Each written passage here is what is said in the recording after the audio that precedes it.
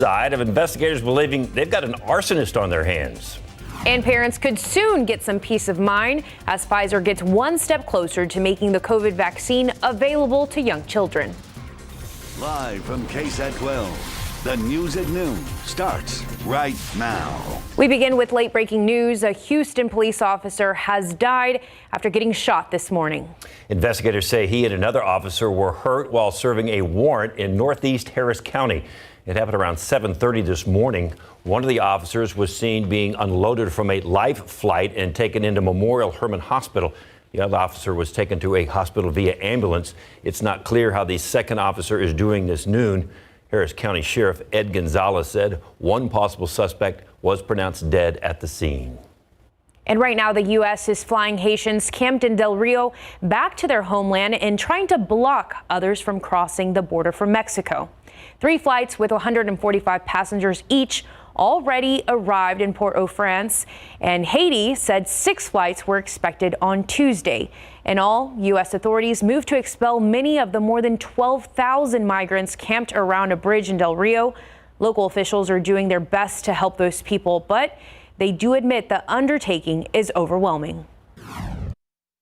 We are providing food, water, portable toilets, towels.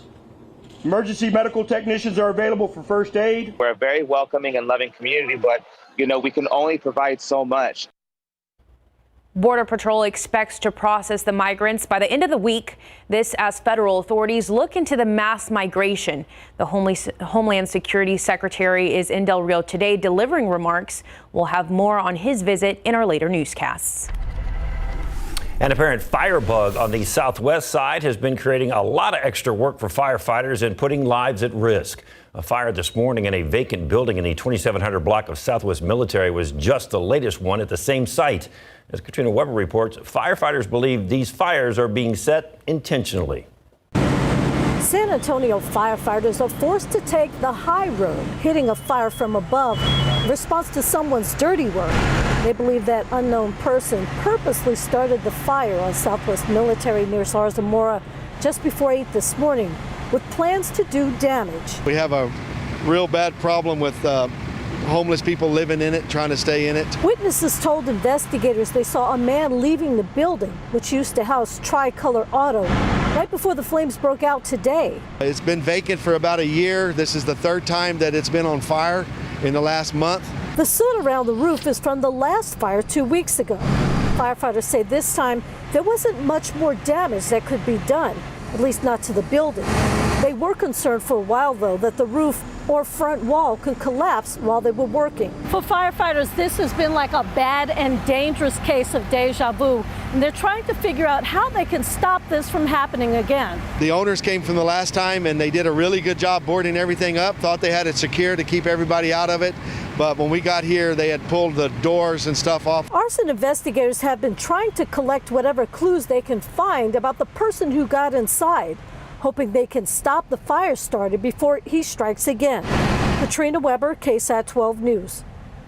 Thank you, Katrina. And some clothing helped a candle flame spread inside a West Side home overnight. That fire caused thousands of dollars worth of damages. Crews were called to the 1100 block of Merida around 11:30. That's near Southwest 19th Street. We're told a candle caught some clothes on fire, causing the flames to spread quickly. Inside the home, a mother and a daughter were able to get out safely, and firefighters were able to quickly put out the fire. The flames caused about $40,000 in damages. The man who inspired the movie Hotel Rwanda has been convicted of terrorism by a court in Rwanda. Paul Rusesabagina, his family has family here, and we've been following his trial closely. Today, he boycotted the announcement, saying he didn't expect justice in a trial he called a sham. His family alleges he was kidnapped and taken to Rwanda against his will. They have also said he did not have a fair trial. In the Oscar-nominated movie Hotel Rwanda, actor Don Cheadle portrayed the hotel manager who was able to protect more than 1,000 people looking for help. And it's the silent war that claims a life every 40 seconds. It's suicide. In his newly published memoir, Matthew Matera shares about the loss of his father, daughter, and multiple other family members due to suicide. The book, Hope, My Journey of Love, Loss, and Faith, gives perspective on how and what we watch and listen to can contribute to harmful behavior. Let's take a look. It's precious moments like these that proud moms and dads can look back on. But for Matthew Matera and his wife, it's also a stark reminder of the painful cross they've had to carry. 2015, I walked through a parent's worst nightmare and lost my oldest daughter to suicide, violently stolen the same way I lost my dad back in 1984. In total, suicide and self-harm has wrecked his family 6 times, touching nearly every branch of his family tree, which is why he decided to write Hope, my journey of love, loss, and faith. One of the things I really telegraph to the reader in the book and let them know that no matter what you're walking through, no matter how dark it is in the moment, there's always hope, and always hold on to that immovable anchor of hope. Matera has applied his knowledge and experience as a chief information systems technician for the U.S. Navy with a goal to reframe the conversation surrounding suicide. Everything we take in through our eyes and ears is metabolized by our mind. He refers to this as an informational diet, one that many times can put loved ones in a darker place. So if we can start to change the lens and how we look at the things we take in through our eyes and ears, I believe that if we start treating our informational diet the same way we treat our nutritional diet and our mental metabolism the same way we treat our physical metabolism, we have to ask ourselves that uncomfortable question: is it helpful or harmful to take in themes and messages that glorify themes of death, despair, and destruction? And if we're honest, it's harmful. The goal is to help families focus on themes of purpose to, in turn, increase the quality of life mentally, emotionally, and spiritually. We're going to put an end to this thing. We're going to deliver hope. We're going to save lives. We're going to end suicide. And to further their mission, the Materas also recently launched a nonprofit in honor of their late daughter. You can go to KSAT.com to learn more about Elizabeth Matera Foundation and for a link to purchase the book. And if you or someone you know needs help, you can call the National Suicide Prevention Lifeline. That number is listed on your screen. It's 1-800-273-8255. A major step in the fight against coronavirus. Pfizer says its vaccine is now safe for children ages 5 to 11, and they'll seek emergency use authorization within weeks. ABC's Alex Berchet has more from Washington. This morning, Pfizer announcing its vaccine is safe and effective for children ages 5 through 11. In a statement, the company's CEO saying, "We are eager to extend the protections afforded by the vaccine to this younger population." Next, Pfizer will ask the FDA for emergency use authorization in the coming weeks. In its trials, Pfizer gave more than 2,200 children 1/3 of the dose given to adults and found that it produced minimal side effects, similar to adults and older children. The results haven't been peer-reviewed. Jennifer Macklum's 2 daughters participated in the trial, and now she says she hopes they were among the subjects who got that dose. She's probably the only 3rd grader that had the opportunity to vaccinate already in her school. And then my kindergartner, she's probably the only kindergartner that's eligible to be vaccinated in her school. So having other people that can be vaccinated just means it's that much safer in my mind for them. Hospitals are seeing a record number of pediatric admissions, some of them running out of ICU beds. The country's daily death average has now surged to nearly 1,450. The Biden administration's now defending its August announcement that booster shots for all fully vaccinated adults could start as soon as this week. We wanted to be ready. These are the kinds of things that when you make a decision, you don't snap your finger and it gets rolled out the next day. And Dr. Perlman voted no. Dr. Gans voted no. This vote did not pass, since the majority voted no. An FDA panel last week instead recommending Pfizer's booster shots only for Americans 65 and older, as well as those at high risk of severe COVID 6 months after their second shot. Also breaking today, the White House announced it will ease restrictions starting in early November to allow fully vaccinated foreign nationals to fly to the U.S. Alex Berchet, ABC News, Washington. And if you are still looking for your chance to get the COVID-19 vaccine, the city has pop-up clinics available for you. There are open right now. There's one at South San ISD Care Zone. That's at 2707 West Gerald Avenue. Excuse me. They will be open until 6 tonight. The clinic offering the Pfizer and the Johnson & Johnson shots. We're all waiting on that cold front. Gets here tomorrow afternoon. We'll let you know about timing and how cool it's going to get coming up. Cowboys are tied for the lead in the East after a road win thanks to a long field goal. Highlights and reaction coming up. And the iconic Rainbow Crosswalk in the heart of the gay business district is getting a facelift after it was paved over several weeks ago. What it means for the LGBTQ community now that it's back.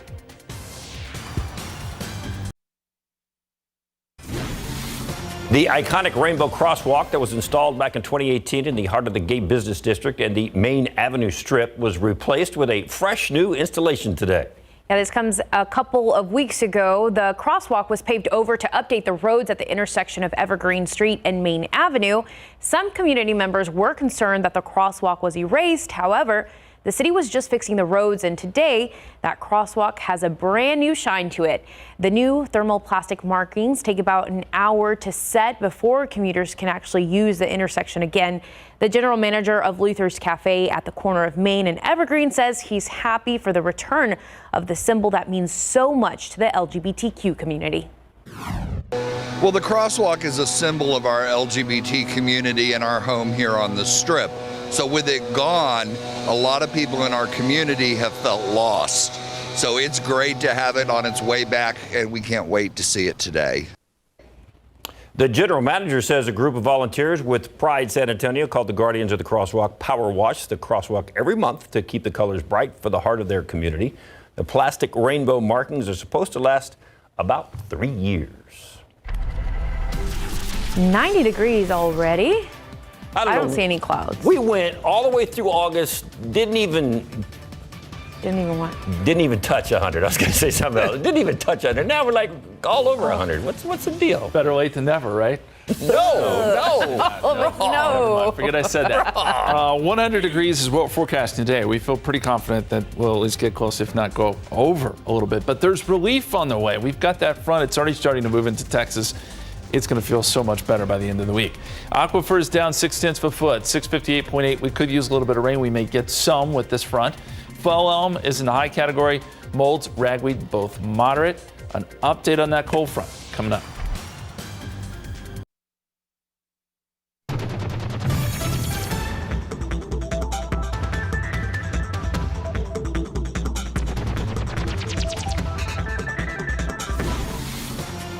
So what you're saying is we have to endure this mess for like 2 more days. Oh, 1.5 2 maybe? more days. I know. Well, yeah, but we went all summer with nothing. It's really like 1.5 at this point. 1.5. I'm so excited. So when we leave tomorrow, the temperature will be close to going down again to normal? Well, we think that front will be through about 4 or 5 o'clock. Okay, so that's kind of the time frame we're looking at here. But it's been a hot go of it. Really, last several days, and today will be no exception. I want to show you the high temperature across the country. Yesterday it was down in Zapata. They got up to 106. So it's been South Texas. It has been really the hottest place in the country. And I think we do it again today with high temperatures easily in the triple digits in many spots, including here in San Antonio. We're forecasting 100, the heat index 103 because of the humidity. Places like Cotulla could have a heat index as high as 105, 105 in Del Rio. These numbers are extremely hot for this time of year. But again, this is sort of the last day. I think tomorrow will be a little bit cooler, and then after that, we've got smooth sailing. Looking outside right now, we've got blue skies, 90 degrees, south-southeasterly winds at 9. Feels like 96 when you factor in that dew point of 71. So you know for sure that we're going to have heat index values up above 100. Goes without saying, be careful out there. 88 degrees right now, Bernie Stage, 91 Hondo, 93 in Pleasanton, 90 in Randolph. With these cloud-free skies, these numbers are just racing upwards. 98 already in Cotulla. We'll be probably around 100 by next hour. And yeah, we're just at lunchtime here. 100 degrees in San Antonio. By 2 o'clock, we'll be at 96, and then falling very slowly this evening with still some humidity hanging around. Here's the big picture. You'll notice we've got rain up across parts of Minnesota and the Dakotas, and then quite a bit of rain out across the eastern half of the country, but nothing here in Texas. That front, though, is making its way south and southeast. It's in the 50s in Wyoming, 63 right now in Denver. Just goes to show you, yes, we're going to feel some of that cooler air working into Texas. The front is through Amarillo, 79. They're reporting a gusty northerly wind now at about 30 miles per hour, at least gusting to 30 miles per hour. This front will slowly make its way through the state today, tonight, and into tomorrow.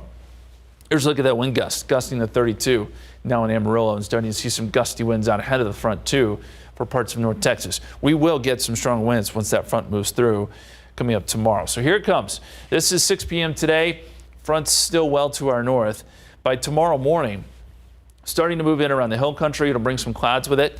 And then by, say, 4 or 5 o'clock, here comes the front into San Antonio. We should see a broken line of showers and storms. Not expecting a lot of rain out of this. It'll be moving pretty quickly.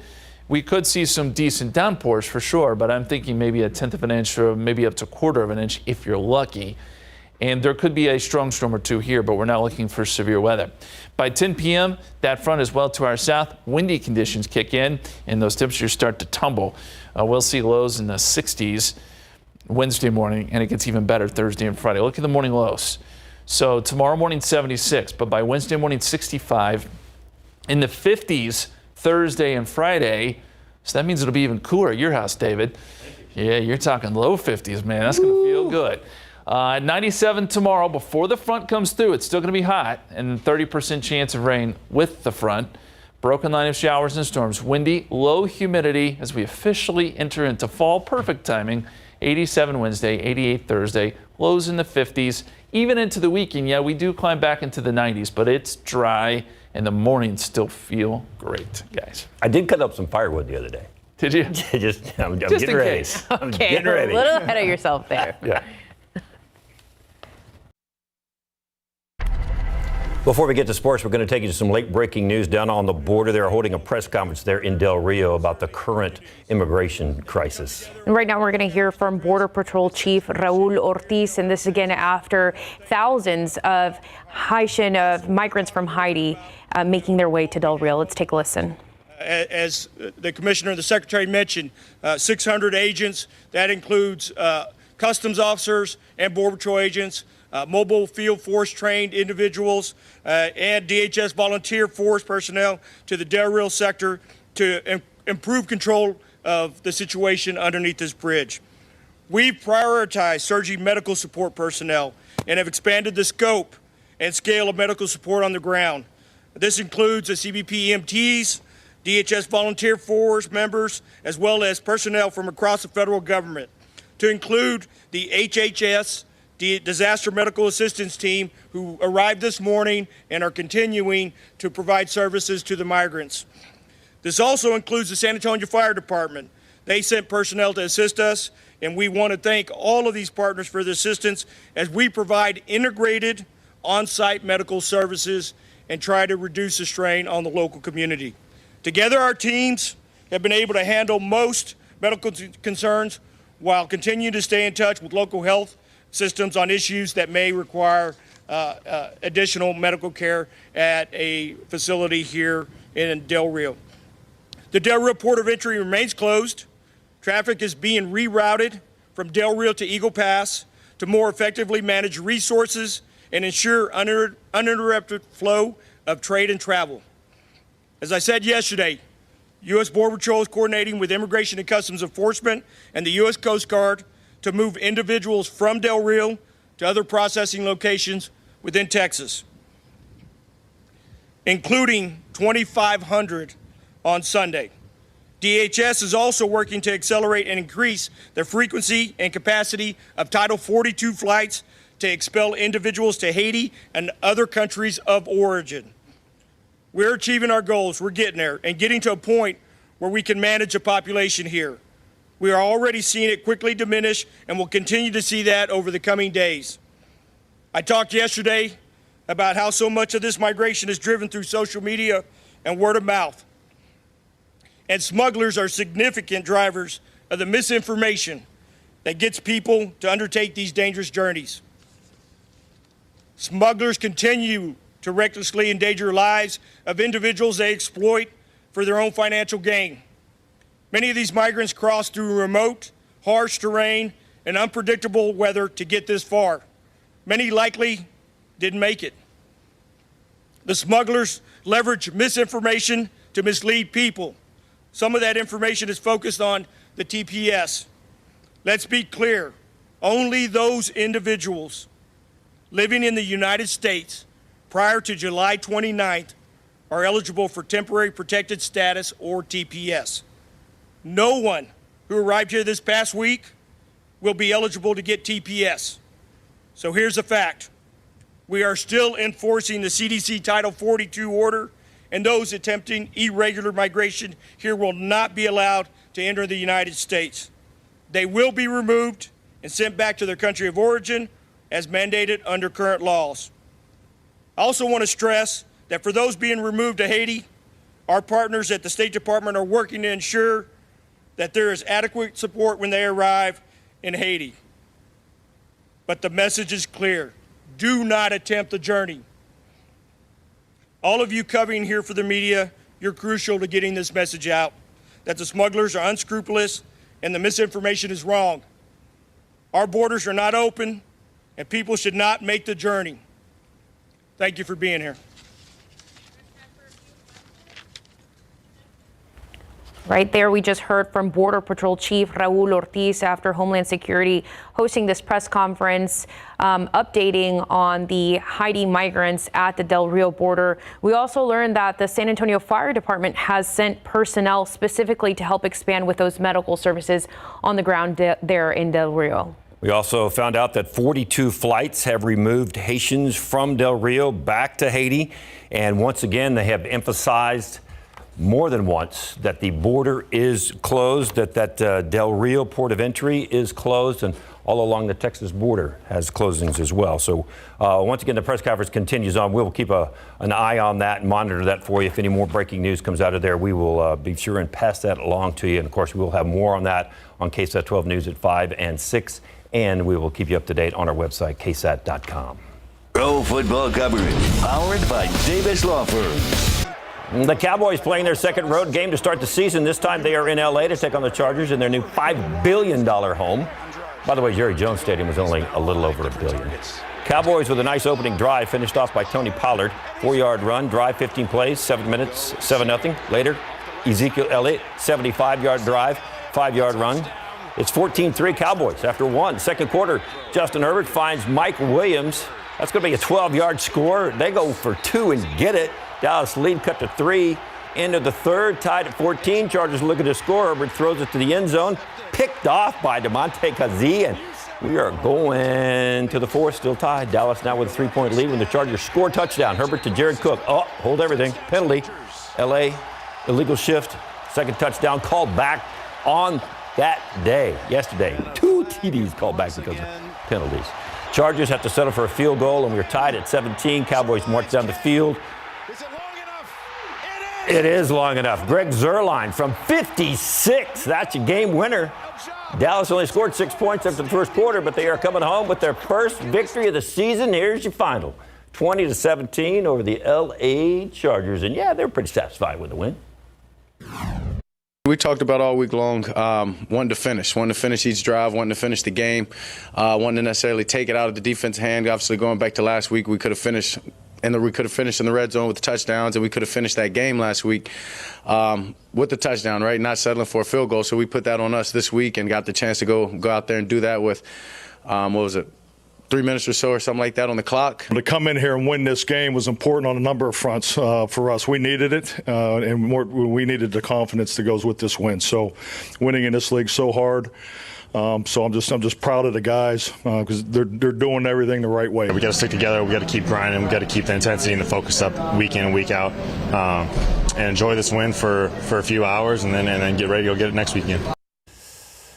Yeah, they got a little extra time to get ready for next week. Monday night, they take on the Eagles. Cowboys finally at home after opening up the season with 2 in a row. 7:15, AT&T Stadium, Monday against Eagles. Very excited. In Florida, crews have called off the search for Gabby, but are still on the hunt for her fiance, the man they believe may be connected to her disappearance. We're going to take you back down to Del Rio real quick. Alejandro Mayorkas, the Homeland Security Chief, is now taking questions during this press conference, so let's listen in. You know, I'm going to stop you right there. Let me just say very clearly, we are focused on meeting the challenge. We are focused on mission.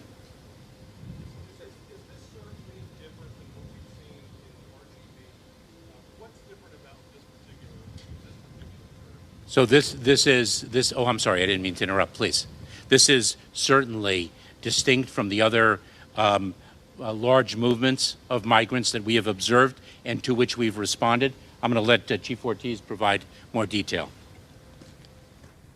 As most of y'all know, I was the deputy and the chief in RGV for 5.5 years.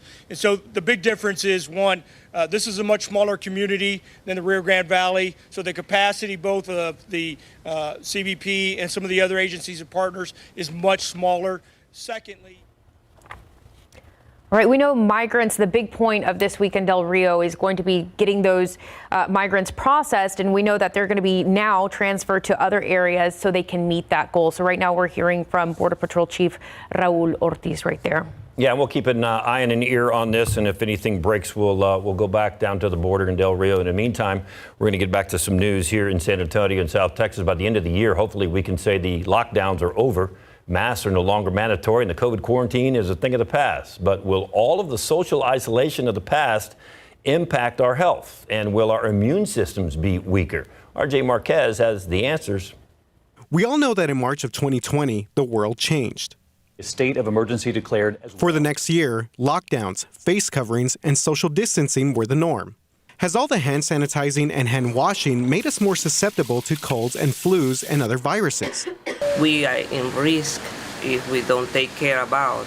We need to get back to a new normal. I think we don't give our immune systems enough credit. According to MIT Medical, by the time a person reaches adulthood, their immune system has already had exposure to plenty of bacteria and is able to mount an attack against invaders and will not forget how to, even during long-term lockdowns. So what about all the hand washing and sanitizing? Recent studies say creating a total sterile environment in our homes is impossible. Microbes are being introduced daily from our bodies, interactions with our family, our pets, and even the food we bring into our homes. Is it silly? Is it tickle? Yeah. And what about babies? Experts say breast milk is the key to protecting them from harmful pathogens. Although adults and children's immune system will remember to fight off microbes, there is another piece to the puzzle. According to a new Stanford study, stress can also impact our immune system in the long term. For adults, it was the stress of isolation and the pandemic that is a concern for the immune system. Research is being done to see if the isolation may cause the body's ability to respond to viruses in the future. We also have plenty of other coronavirus information available right now on KSAT.com. RJ Marcus, KSAT 12 News. We're getting closer to 100 degrees. We're at 92. Oh, boy. You're excited. I'm only excited because that means that the end is near and that cold front. Well, it's only going to make that cold front tomorrow more sweeter, right? The way things are going. Temperatures really are starting to climb now. And with clear skies and the way these numbers are rising, we feel pretty confident. We're going to be right up there around 100 today here in San Antonio. We'll see some bigger numbers down to the south and west. Here are the numbers right now. 94 in Helotes already. 95 in Castroville already. 97 in Devine. 93 Comfort, 92 Uvalde, and here in San Antonio, at the moment, we're not seeing any cloud cover. The temperature is 90. The dew point is 71, which just adds insult to injury because it feels like it's much warmer than that actual air temperature. South-southeasterly winds at about 9 miles per hour. Could we get some cooling rain showers? Well, there's a small chance tomorrow as front comes through. A broken line of showers and storms. I don't think we're going to get much out of it. Maybe 1/10 of an inch if you're lucky with some of those downpours. And that really is our only rain chance this week. So you will need to get out and water the lawn the way things are looking. 100 degrees, the forecast high. Southerly winds 5 to 10 miles per hour, 95, 7 o'clock. We're down to 85 at 10 o'clock, mostly clear skies. We'll have much more on that cold front and the cooler weather headed our way coming up in just a few minutes, guys. Thank you, Justin. Now to the latest on Gabby Petito. The FBI, saying human remains found in Wyoming forest are believed to be her. This as the search continues for her boyfriend. As ABC's Rena Roy reports, he returned home from their cross-country trip without her and has since disappeared himself. A devastating update to a desperate search. Authorities believe human remains found near Grand Teton National Park are consistent with the description of 22-year-old Gabby Petito. Full forensic identification has not been completed to confirm 100% that we found Gabby, but her family has been notified of this discovery. Gabby's boyfriend, 23-year-old Brian Laundrie, is a person of interest in the case after returning home to Florida from their cross-country road trip with her van, but without her. Police frantically searching for him since Friday, when his parents revealed they last saw him on Tuesday. Brian and Gabby were last seen together August 24th, leaving a hotel in Utah. Petito telling her mother over the phone the next day they were on the way to Grand Teton National Park, where that grim discovery was made on Sunday. Laundrie's sister Cassie sharing a statement exclusively with ABC News, sharing condolences and prayers with Petito's family, adding Gabby was a fun and loving influence to the boys, as she always referred to them. We will cherish all the time spent with her. She shared these postcards she received from Petito during the road trip, many of them addressed to her boyfriend's nephews and signed Aunt Gabby. One reading, Uncle Brian and I miss you so much. Everywhere we go reminds us of you. One of the last text messages she got from Gabby reads, I can't believe school started already, adding, send me a picture of the boys to show Brian. We're in Arches right now, so we don't have the best Wi-Fi. Northport police say they've called off the extensive search in the swampy nature reserve near Laundrie's home, where they'd been looking for him for days. They believe they've exhausted all avenues there, but they are still continuing their overall search for him. Rena Roy, ABC News, New York.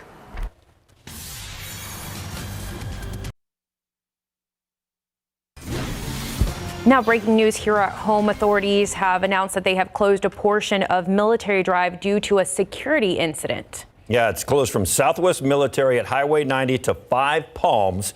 And we do know that a gate at JBSA Lackland has been closed, and that's where our Garrett Berger is right now with an update on what's happening down there. Garrett? Well, y'all, we're at 90 and West Military, where you can see traffic is being diverted. We're at the top of the closed portion of Military. There's nobody in those lanes heading down to Lackland. That's because law enforcement tells us there was a bomb threat at Lackland. Now, from what we've seen from witness videos, there were two men in a car at the gate. One witness tells us that they tried to turn into the outgoing lanes for the gate and that they were stopped there. MPs had their guns out, had them detained.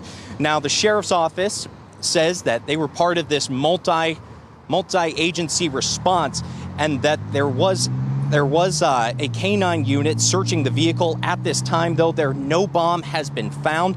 However, one suspect does have an active drug warrant, and the suspects will be facing additional charges.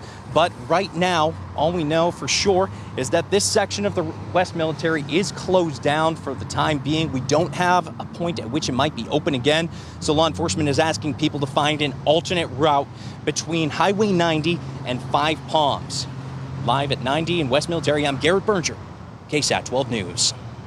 All right, we know Garrett's going to stay on top of that for us and keep us up to date. If we have any more information for you, we will bring it to you as soon as possible. 92 degrees, man. I am, Justin, so thankful. You said around 3 for some relief tomorrow. Yeah, I think between 3 and 5 p.m. tomorrow will be. So tomorrow you will find me on my back porch around 4 o'clock just waiting. I'm just going to wait.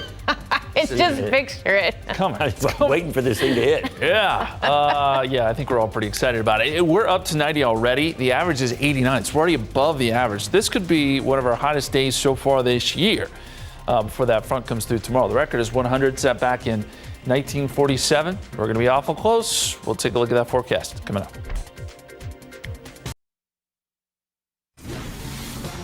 Welcome back. Temperatures are going to be the main focus next couple days, but I do want to talk a little bit about rainfall. We need some. It's been a while since we've gotten a good soaking here. 23.58 inches at the airport. We're just barely above the average. So we're going to fall below average here pretty soon unless we get some rain back in the forecast. And there's really only one small chance coming up tomorrow. A line of showers and storms should sweep through with our front. But really, we're only expecting about 1/10 of an inch of rainfall. Doesn't look great for plentiful rain. Maybe as you get down towards Laredo in the valley, the rainfall will pick up a little bit, but not here.